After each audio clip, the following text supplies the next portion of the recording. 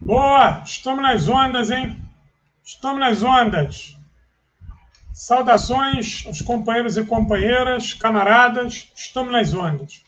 Bom, estamos reunidos aqui hoje para a gente falar da segunda aula sobre a Segunda Guerra Mundial, segunda aula da Segunda Guerra Mundial, tratando do envolvimento da União das Repúblicas Socialistas nesse conflito.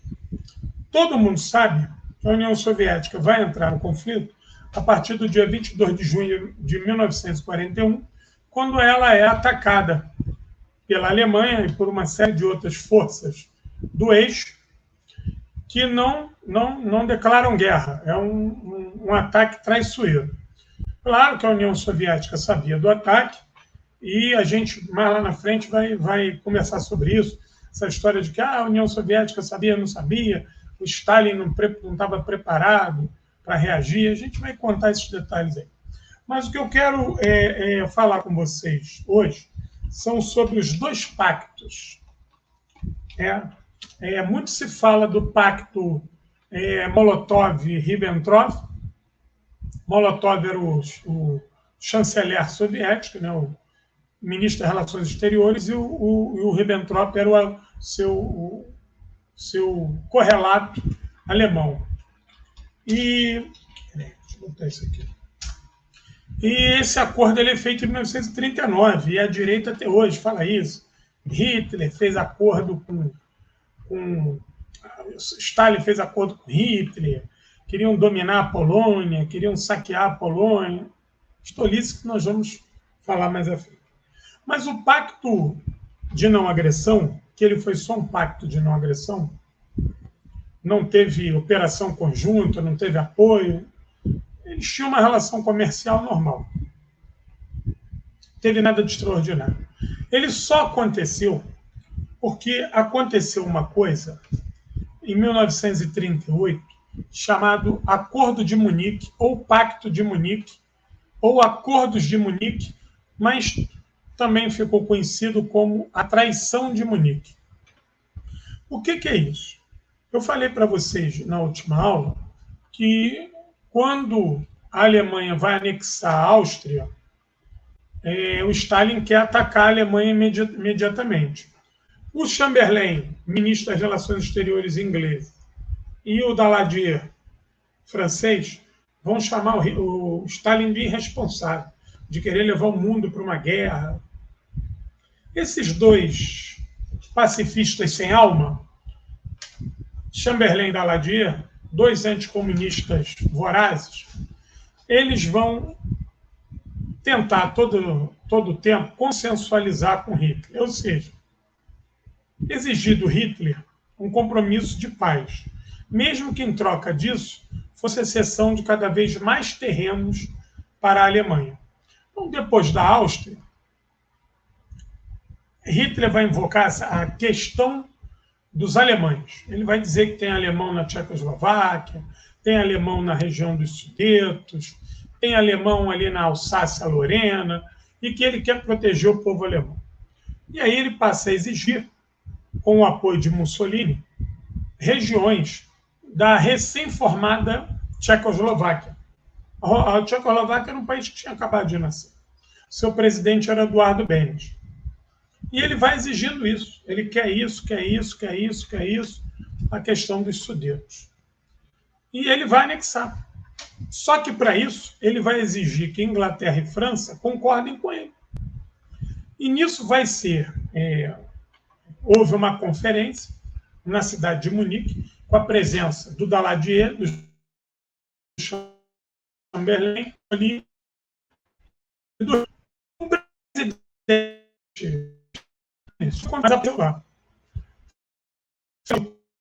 Contas, eles se riam para trás dele. Ele ficou o tempo todo sentado num banco do lado de fora e a reunião aconteceu.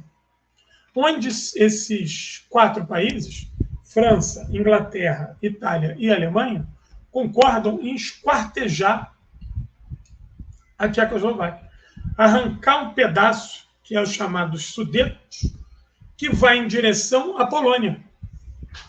Ou seja, Eles concordam com isso, e tem uma cena do Chamberlain chegando na Inglaterra com um pedaço de papel, que é o acordo do Hitler, ele saudando ele, e ele muito feliz que ele conseguiu a paz às custas de destruir um país recém-constituído, um país autônomo, soberano, no qual o seu povo, o seu chefe de Estado e suas forças armadas nem foram consultados. Ao final do acordo, que acho que dura 2 dias, eles vão lá e avisam o Eduardo Benes: o teu país agora praticamente acabou, só tem esse pedaço de terra. Qual é o problema disso? Além de ser toda uma orquestração de filhos da puta, o que eu quero dizer é o seguinte: o tal dos Sudetos, ele é uma região que ele vai começar na Alemanha, mas ele vai encostar na Hungria e na Polônia. A partir daí, Hitler vai começar a falar de uma coisa chamada corredor polonês. Porque o que vai sobrar da Tchecoslováquia ao final das exigências de Hitler não é nada, o país deixa de existir. Primeiro ele vai pegar as franjas, depois vocês olhem aí no mapa. Eu era para ter colocado o mapa aqui, mas eu cheguei correndo e não deu tempo. Vou ficar devendo o mapa para vocês, mas a bibliografia que eu vou indicar é rica em mapas. E a partir do que eu estou falando aí, vocês podem pegar o mapa e vão entender melhor. Quando ele vai se apossar da Tchecoslováquia, ele vai exigir uma outra área, que é o chamado corredor polonês, que vai encostar na Polônia. E aí os soviéticos vão ficar muito alarmados, porque vão falar assim: meu Deus, que absurdo. Como é que eles entregam um país para Hitler? Entregaram o país para Hitler, a destruição do país. Os judeus dessa região já foram automaticamente perseguidos, comunistas, testemunha de Jeová, ciganos, LGBTQIA+, já foram todo mundo sendo perseguido. E aí a União Soviética percebe que há um interesse de Hitler de rumar para leste, e esse rumar para o leste estava sendo feito com o consenso das potências ocidentais. Então isso acende um sinal de alerta no governo soviético, porque o governo soviético sinalizou durante todo 37 e 38 que Hitler deveria ser combatido, que não podia se consensualizar. E Stalin vai perceber que existia uma grande armação para você direcionar Hitler em direção ao que ele conclamou no Mein Kampf, o seu chamado Lebensraum, o espaço vital, que era aquele grande pedaço da Ucrânia e parte da Bielorrússia.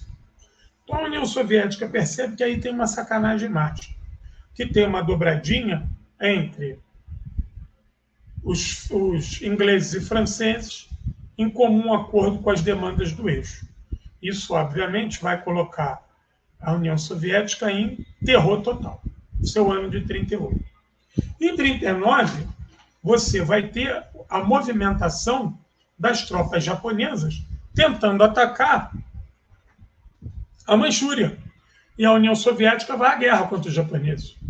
E vence a guerra lá, em 39, e evita que os japoneses se aproximassem da Mongólia e das fronteiras da Mongólia revolucionária e se aproximassem das fronteiras soviéticas. Por quê?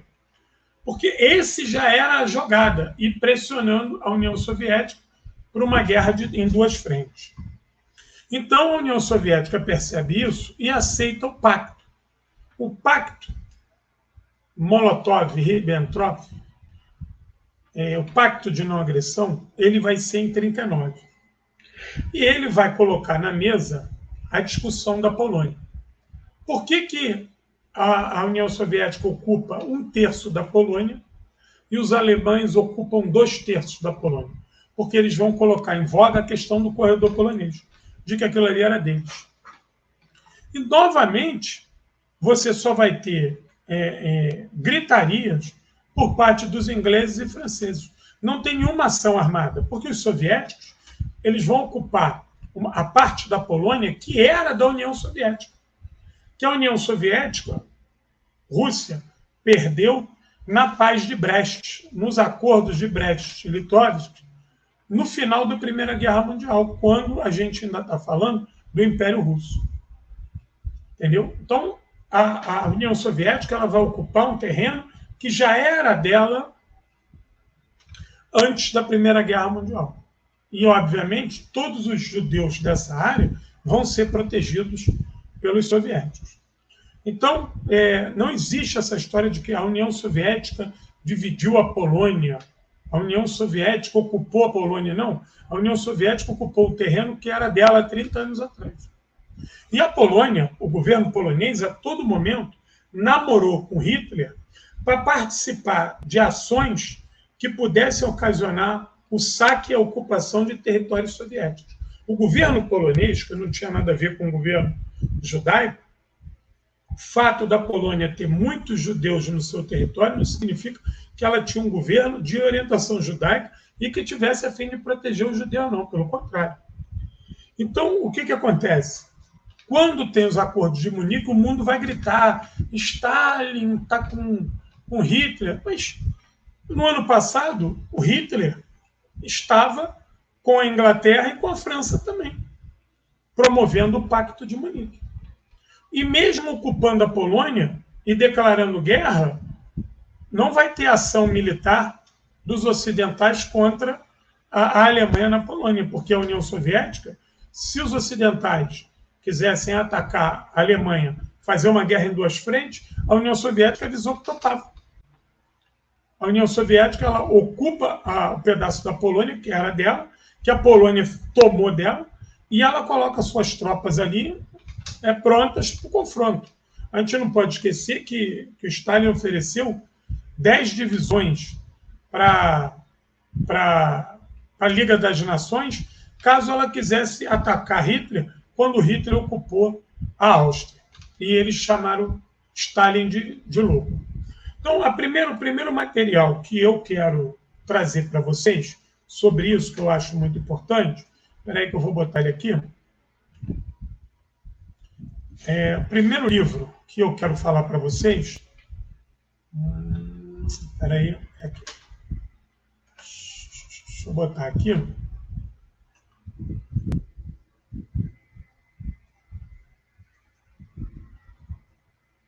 Esse livro, eu já falei dele na última aula, mas ele é um livro ele é um paradigma para os estudos sobre a Segunda Guerra Mundial e principalmente sobre a participação soviética. A verdade é mentira sobre a Segunda Guerra Mundial. O meu é da editora Avante, do Partido Comunista Português. Mas você consegue comprar dele aqui no Brasil ainda, sem problema nenhum, que mesmo editado em Portugal, vieram muitos deles para o Brasil. Então é esse livro aqui, entendeu? Que está aparecendo na tela aí para vocês. Ele é um livro fantástico, ele é necessário. Qualquer pessoa que quer fazer um estudo mediano sobre o papel da União Soviética e saber uma série de mentiras, está aqui. Esse é o primeiro livro. Não tenho ideia de valor. O meu eu comprei tem mais de 20 anos, não tenho ideia de valor. Bom, o que a gente tem de interessante nisso aí? Nós temos que prestar atenção que, após a Segunda Guerra Mundial, o Ocidente vai trabalhar muito essa história de pacto, Stalin-Hitler, pacto de não agressão, mas como diz o nome, é um pacto de não agressão. Você não me agride, que eu não te agrido. Por que a União Soviética foi levada a assinar esse pacto? Esse pacto ele foi proposto pela Alemanha, ele não foi proposto por Moscou. Porque a União Soviética se sentia só. Ela sabia que ela teria que lutar sozinha. Que ela não tinha a mínima condição de contar com os aliados. Primeiro, com a postura frouxa dos aliados até então. E segundo, que a gente não pode esquecer que lá na década de 20, os franceses criaram uma coisa chamada cordão sanitário. O que era o cordão sanitário? Eram ações políticas, econômicas, de sanções para impedir que a União Soviética comercializasse com o resto do mundo. Inclusive, nesse cordão sanitário, havia a proposta de, se fosse preciso, recorrer às armas. A gente não pode esquecer que, logo um pouquinho antes, a União Soviética estava saindo da Guerra Civil. Mesmo depois da Guerra Civil, onde a França participou da ocupação do território soviético, ela ainda vai inventar o tal do cordão sanitário. Esse cordão sanitário vai ser responsável por dar um prejuízo na economia soviética gigantesco, e inclusive se apropriar de grande quantidade de ativos da antiga Rússia e já da atual União Soviética, que estavam em bancos no Ocidente. Vão capturar esse dinheiro, vão roubar esse dinheiro. Isso explica, em parte, problemas que a União Soviética teve para o seu desenvolvimento na década de 20, porque faltou dinheiro, ela não conseguia fazer intercâmbio em muitas áreas que ela precisava, ela carecia de investimento externo, e isso foi negado por esse ato da França, lógico que em comum acordo com todos os outros países da Liga das Nações, mas a União Soviética vai resgatar isso, já lá em 1938, depois de Munique. Eles vão perceber que havia toda uma construção que poderia levar a uma consensualização com Hitler, permitindo que Hitler atacasse a União Soviética, de maneira a União Soviética não receber nenhum apoio. E os soviéticos, por conta desses atrasos todos, por questões históricas, a dificuldade, a pobreza que era a Rússia czarista, e você precisar dar saltos, né? Os planos quinquenais do Stalin eram saltos, que eram dados gigantescos na economia, na industrialização, na construção civil, que você superava as metas. O primeiro plano quinquenal, plano de 5 anos, né, era fazer tanto. Com o esforço dos trabalhadores, se superava isso, conseguia se antecipar a meta. E aí você lançava um outro plano. Esses planos eles visavam agilizar a economia para também criar um exército poderoso, porque a União Soviética sabia que estava rodeada de inimigos e que não podia contar com os países ocidentais. Pelo contrário, eles eram muitas das vezes parte do problema, entendeu? E não parte da solução. Isso vem tudo a baile em 1939, com a tentativa dos japoneses de atacar a União Soviética. E, na verdade, aquilo ali foi uma prospecção. Os japoneses vieram com tudo. Eles vieram com o que eles tinham de melhor. Quando eles viram que não iam se dar bem, eles pediram para decretar a paz. Como houve a Guerra de Inverno com a Finlândia. Isso aí também a gente vai conversar depois. Vamos desmistificar essa história, que a União Soviética perdeu a guerra para a Finlândia. Bobagem. Nem os finlandeses acreditam nisso. Nem os finlandeses nunca fizeram nenhum aceno na sua historiografia sobre isso. Mas só que no Ocidente ninguém inventa isso. No outro dia teve um colega aqui que um garoto veio no meu Instagram dizer que o maior atirador de elite do mundo é um tal de Morte Branca, um finlandês que matou 1000 soviéticos. Pô, tá de sacanagem. Isso é uma idiotice, né? Que o Ocidente produz para tentar diminuir as vitórias soviéticas. Porque elas são inexplicáveis, né? Porque a todo momento a União Soviética é um país pobre, atrasado e triste, e ganhava todas as guerras. A pergunta é, por que um país pobre, atrasado e triste está ganhando as guerras daqueles caras que são ricos, desenvolvidos e alegres? Então não tinha, tu tinha que inventar isso. Teve um atirador que matou 1000. Porra, tá de sacanagem. Guerra de Inverno durou meses, o cara matou 1000. Matava 10 por dia. Aquelas contas de mentiroso. Enfim, isso é uma discussão que é feita aqui no Ocidente de maneira enviesada, como se o Stalin estivesse aderindo ao projeto de Hitler, se tornando fascista, fez um pacto de não agressão, onde ele visava ganhar tempo para a economia e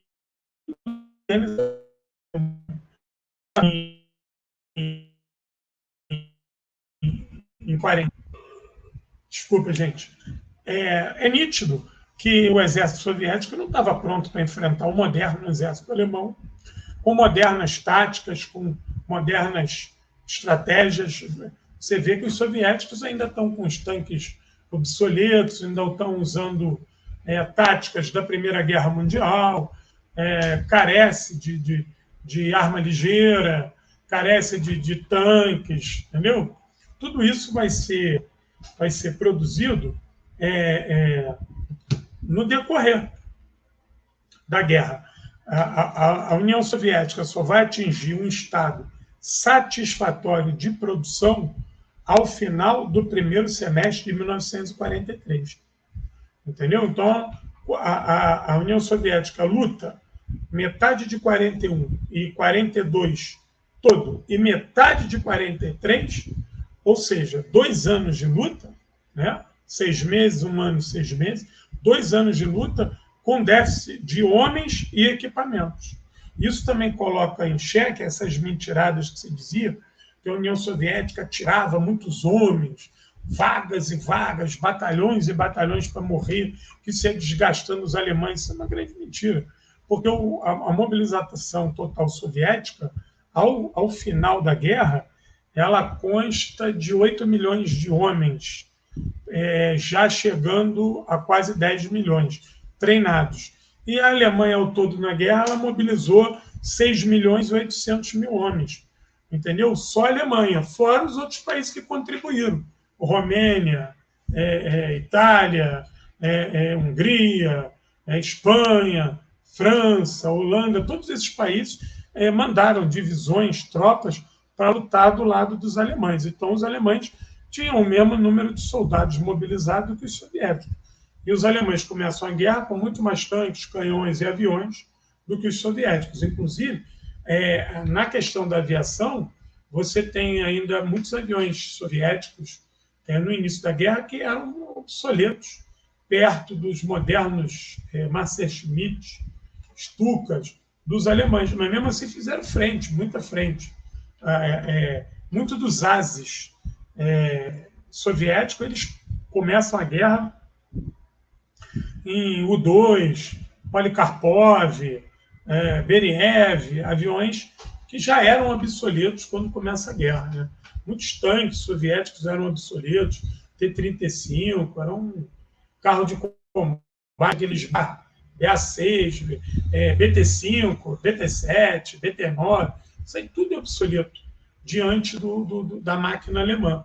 E a União Soviética precisava de tempo. Então, o pacto que a União Soviética aceita é numa tentativa de ganhar tempo.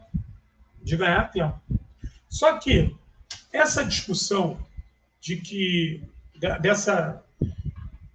dessa união em torno do nome do Hitler, feita por Daladier e Chamberlain, inclusive você vai ver uma série de falas do Winston Churchill elogiando o Mussolini, que pareciam namorados.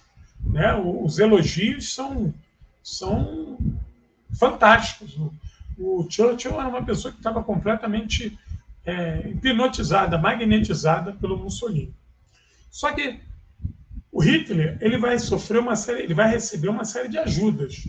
Né? A gente depois pode falar das ajudas internas que fizeram o Hitler ser Hitler, mas as ajudas internacionais que ele vai receber dos Estados Unidos, da Inglaterra, da França, da Polônia, da Holanda. Todos esses países estão muito seduzidos com Hitler, principalmente pelo discurso anticomunista dele.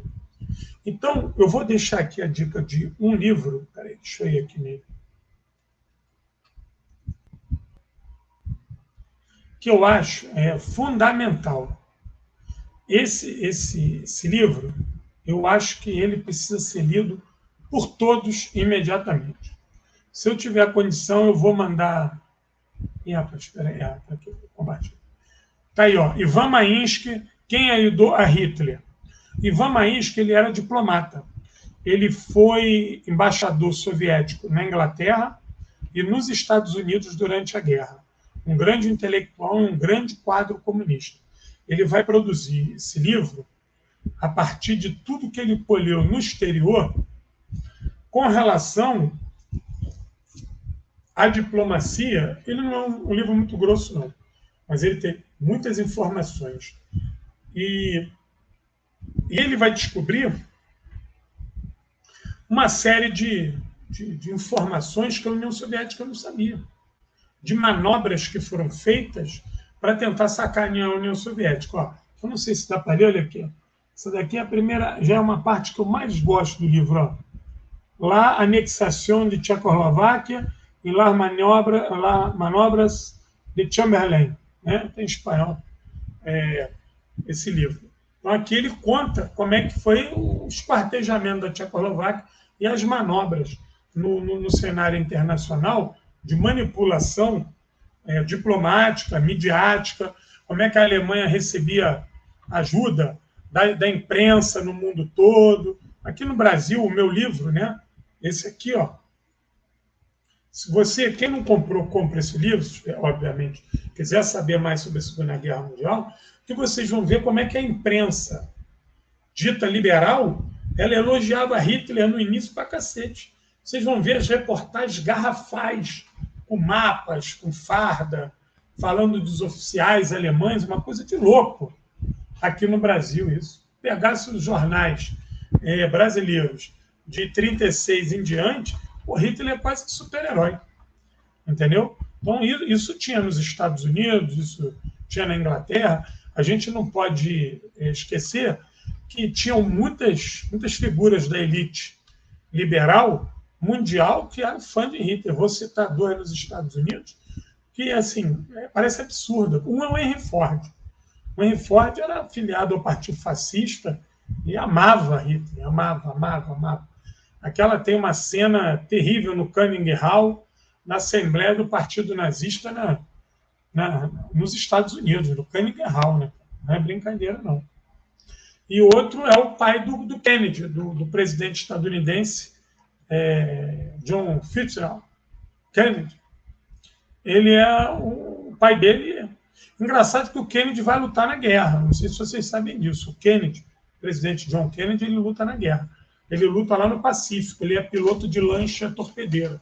A lancha dele, inclusive, foi bombardeada e afundada e ele salvou os companheiros dele.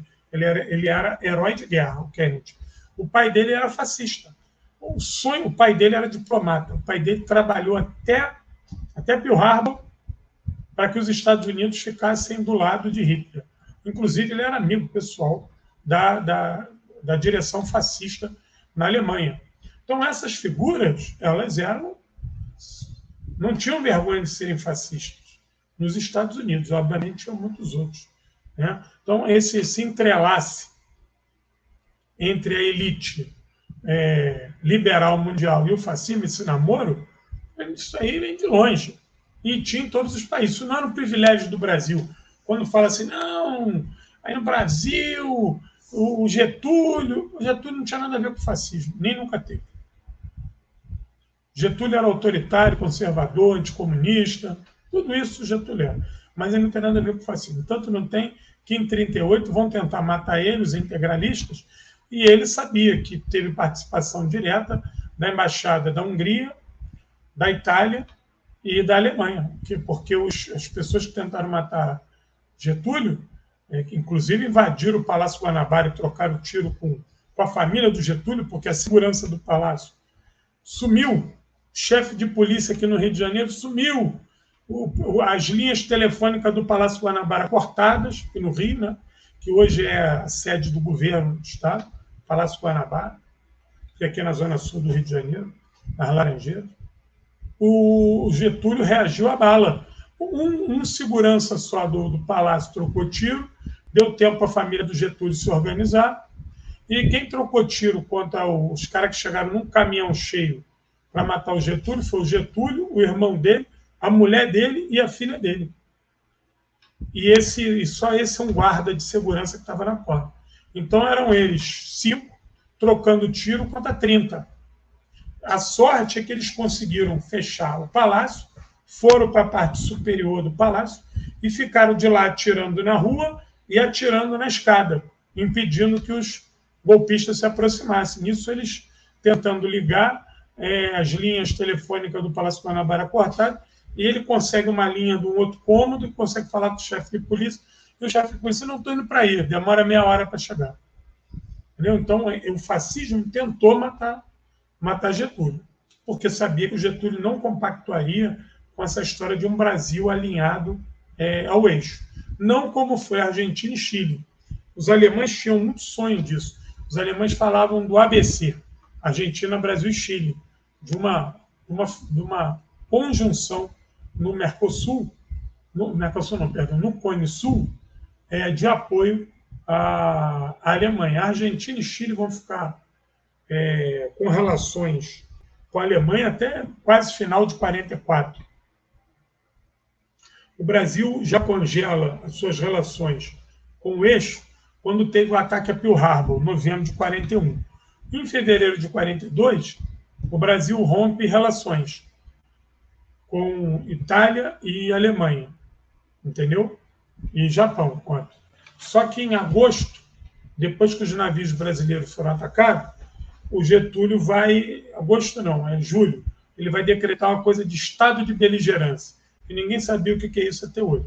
Era um momento que o Getúlio precisava para tentar também se organizar, de peitar os americanos para que os americanos apoiassem a ação do Brasil como era devida.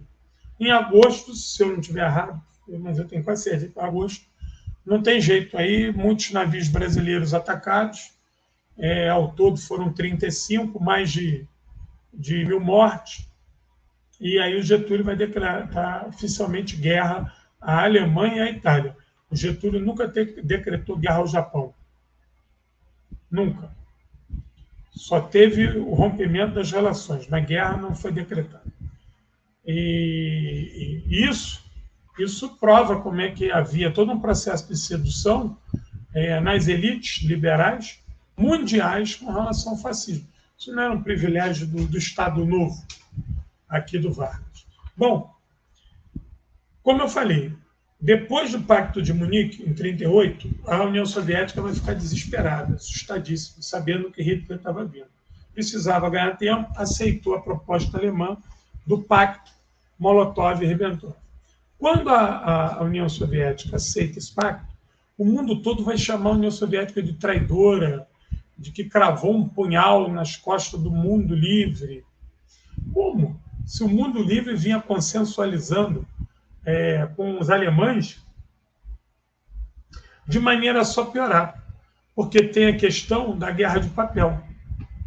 A guerra de papel é quando as tropas alemãs movem e tomam Alsácia e a Lorena, e aí se decreta a guerra. O Ocidente decreta a guerra à Alemanha.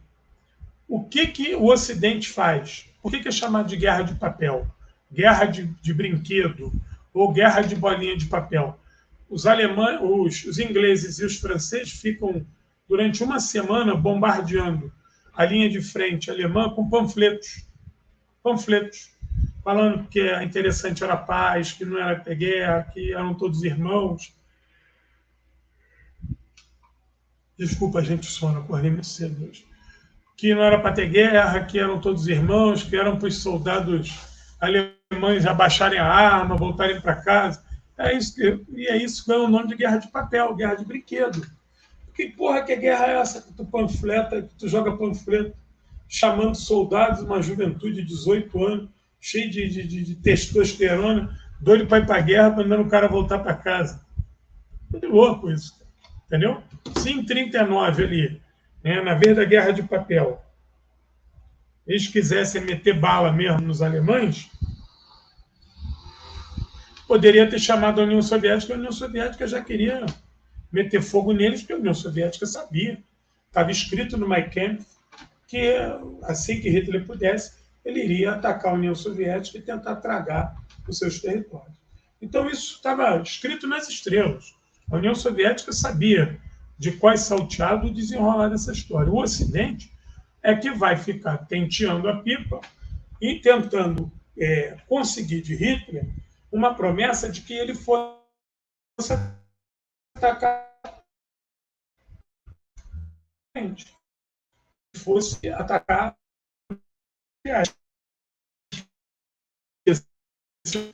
Hitler se matando, depois a gente vai lá e mata aquele que sobreviveu.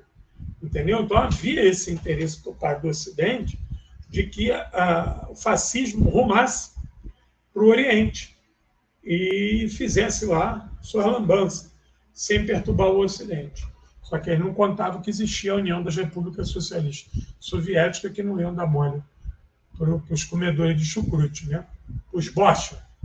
Então, isso vai, o pacto Molotov-Ribbentrop, ele vai ser muito usado de maneira desleal pelo Ocidente na mídia e também para formar toda uma propaganda do pós-guerra, já dentro do contexto da Guerra Fria, contra a União Soviética. Só que esse pacto não teve nenhum efeito prático para melhorar a vida do fascismo e complicar o Ocidente, porque era somente um pacto de não agressão. Esses países, a União Soviética e a Alemanha, eles tinham relações políticas, comerciais, sociais, desde que Hitler tomou o poder. A União Soviética sabia o que estava por vir, entendeu? Mas a relação continuou. Até então não ter deflagrado a guerra, a relação poderia continuar, porque a União Soviética precisava ganhar tempo para que ela pudesse organizar o seu exército. Sobre essa arquitetura da guerra, sobre essa engenharia diplomática, deixa eu botar um livro aqui, peraí.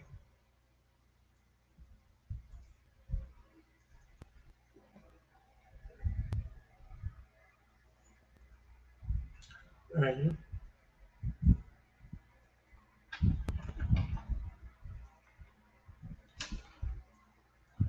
A imagem parece não estar legal, mas esse livro aí, ele também está em espanhol. Ele também foi editado em Moscou. É A Segunda Grande Guerra Mundial, Mito e Realidade. Oleg Reshizevsky. O Oleg, ele também está ali no livro A Verdade e a Mentira. Esse Oleg Reshizevsky, ele foi durante muitos anos o maior historiador da Grande Guerra Patriótica na União Soviética. Ele era considerado o maior. Os estudos sobre a guerra sempre partiam dele. Claro que existiam outros grandes estudiosos, mas ele era o cara que liderava essa busca por documentos, essas análises, essas entrevistas mundo afora, essa comparação com os arquivos soviéticos, os arquivos que eles tinham, de outros países que eles tinham tido acesso durante a guerra. Enfim, o trabalho do Oleg ele é tido como muito meticuloso. Esse livro aqui, ele é importantíssimo. Ah, professor, eu quero conhecer a guerra nos meandros mesmo. O que esses filhos da puta desses ocidentais fizeram? Está aqui. Ó. Isso aqui é um puta de um trabalho de investigação. Quantas páginas tem? Tem 290 páginas. Ele é um livro fantástico. Fantástico. Que o Oleg ele vai esmiuçar todas as ações soviéticas na guerra, vai traçar uma comparação com o que o Ocidente e os alemães faziam e vai mostrar que o esforço soviético ele era maior do que parecia, porque ele, além de lutar contra os alemães, ele tinha que lutar, a União Soviética tinha que lutar contra as trapaças que ingleses, franceses e estadunidenses armavam. E que a relação com Roosevelt foi boa. Stalin teve uma boa conversa com ele, boa. Tiveram boas conversas. E, a partir desse estreitamento de laço, muitas das vezes a sacanagem contra a União Soviética não aconteceu. Acontecia muitas vezes só por parte dos ingleses. Esses eram ferozes opositores à União Soviética. O Roosevelt não. O Roosevelt, como um liberal, ele tinha ainda na cabeça dele, ele tinha essa imagem de que, independente do regime político soviético, no qual ele era contra, mas eles poderiam ter uma relação justa e, até certo ponto, fraterna entre esses dois blocos políticos. Não passava pela cabeça do Roosevelt, Frank Delano Roosevelt, destruir aquela sanha destruidora da União Soviética, como teve os seus sucessores, né? Como tiveram os seus sucessores, Eisenhower e Truman. Esses são as pessoas da Guerra Fria, né? Porque o Roosevelt ele vai morrer, se eu não me engano, em março, né? Acho que é março de 45. E a guerra ainda vai até maio. Acho que é março de 45 ele morre. E a guerra vai até março. Então, a chegada do Eisenhower, que era o vice dele, muda toda essa relação com a União Soviética, principalmente dentro de Berlim, porque o acordo é que as zonas de influência fossem gradativamente desmilitarizadas, e os estadunidenses, ingleses e franceses não, pelo contrário. Quando eles veem o acúmulo de material bélico soviético que foi usado para assaltar Berlim, eles começam a encher aquilo lá de tropa também, achando que poderia ter uma continuação na guerra. Eu tenho aqui a fala do Churchill, quando as unidades inglesas entram em Berlim, a ordem é o seguinte: desarme os alemães, mas não destrua as armas. Nós podemos ter que voltar a entregá-las aos alemães para que eles combatam ao nosso lado o comunismo. Ou seja, estava tirando a arma do alemão, mas estava falando para ele, ó, fica imobilizado, de repente a gente vai querer fechar contigo para tu atacar a União Soviética. Então, eu acho que essas são as principais considerações sobre esses dois pactos, os pactos de Munique e o pacto de Molotov e Ribbentrop. Eu fiz nós temos que gravar, eu acho que está isso gravado, no grupo de estudos 9 de maio, uma live que nós fizemos sobre o Pacto de Munique. Seria muito interessante vocês verem. Do mesmo jeito que foi a palestra que nós fizemos lá na UERJ, com a presença do embaixador russo, falando sobre o Pacto de Munique, que, na verdade, passou para a história como a traição de Munique. Não que Hitler e Mussolini tenham traído França e Inglaterra, não. França e Inglaterra que traíram todo aquele conjunto, todo aquele bloco antifascista de países que já queriam dar um pau na Alemanha naquele momento. E que essa consensualização absurda, desmedida, frouxa e, até certo ponto, canalha, ela foi uma obra dessa dupla, Daladier e Chamberlain. Por que eles não queriam guerra? Eles não queriam guerra porque eles ansiavam que a economia, com a Alemanha se expandindo, a economia iria melhorar. E que eles poderiam, de alguma maneira, integrar as suas economias, a economia francesa e a economia inglesa, em crise, a crise do pós-Primeira Guerra, a essa demanda reprimida que a Alemanha estava tentando resolver. A gente não pode esquecer que a Alemanha e a Itália são os países que chegam atrasados na partilha da África porque se unificaram tardiamente. Então, eles tinham ainda uma série de fases a serem cumpridas no processo de industrialização. Ah, professor, mas a Alemanha já era uma potência na Primeira Guerra Mundial e era uma potência na Segunda. Não tem a menor dúvida disso. Entendeu? Mas ela iria se tornar muito maior se ficasse em paz e comercializado com franceses e ingleses. Por isso que Daladier e Chamberlain vão tolerar um bando de sacanagem de Hitler. Primeiro que eles perceberam que aquela sacanagem de Hitler ela tinha um endereço. O endereço primais era a União Soviética. Então, deixa rolar. E segundo, porque eles achavam que economicamente seria importante que a Alemanha se desenvolvesse, independente do que ela estava fazendo para isso, mas desde que ela comercializasse com Berlim e com Paris. É aquela coisa do capital não tem pátria, né? É nesse momento que a gente percebe que os tais liberais eles estão dispostos a serem tão ruins quanto qualquer fascista raivoso. Então, essa conjunção de momento ela era uma conjunção explosiva e de muitas interrogações. E nós estamos falando disso tudo hoje, 80 anos depois, mas o Stalin não.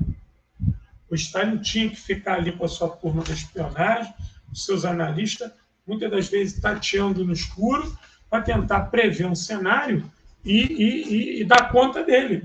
Porque as maquinações contra a União Soviética eram terríveis.